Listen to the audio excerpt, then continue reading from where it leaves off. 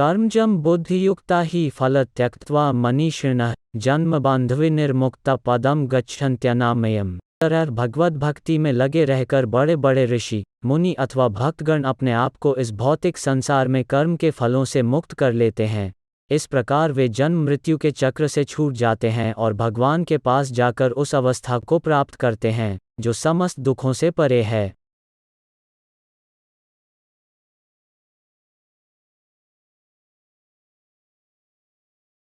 जय श्री कृष्ण। मुक्त जीवों का संबंध उस स्थान से होता है जहां भौतिक कष्ट नहीं होती।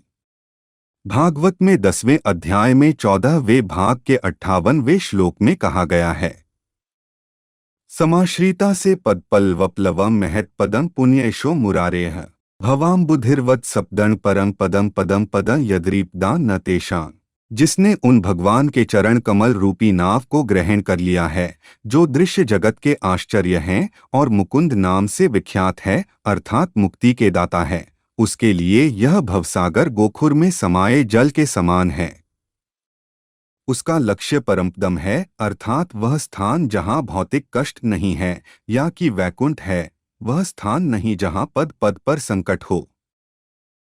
अज्ञानवश मनुष्य यह नहीं समझ पाता कि यह भौतिक जगत ऐसा दुखमय में स्थान है जहाँ पद पद पर संकट है। केवल अज्ञानवश अल्पज्ञानी पुरुष यह सोचकर ही कि कर्मों से वे सुखी रह सकेंगे सकाम कर्म करते हुए स्थिति को सहन करते हैं। उन्हें यह ज्ञात नहीं है कि इस संसार में कहीं भी कोई शरीर दुखों से रहित नहीं है। संसार में सर्वत्र जीवन के दुख जन्म मृत्यु जरा तथा व्याधि विद्यमान है, किंतु जो अपने वास्तविक स्वरूप को समझ लेता है और इस प्रकार भगवान की स्थिति को समझ लेता है, वही भगवान की प्रेमा भक्ति में लगता है। फलस्वरूप वह वैकुंठ लोक जाने का अधिकारी बन जाता है, जहां न तो भौतिक कष्टमय जीवन है न ही काल का प्रभाव तथा मृत्यु है। अपने स्वरूप को जानने का अर्थ है भगवान की अलौकिक स्थिति को भी जान लेना।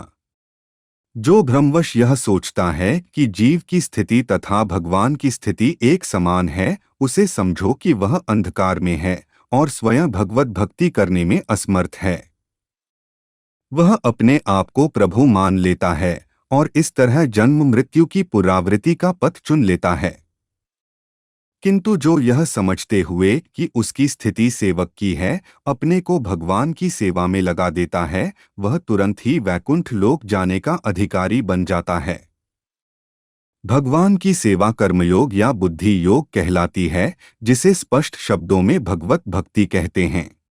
और इसे के साथ आज हमने दूसरे अध्याय का 51वें श्लोक का तात्पर्य देखा। अब हम कल 52वें श्लोक का तात्पर्य देखेंगे।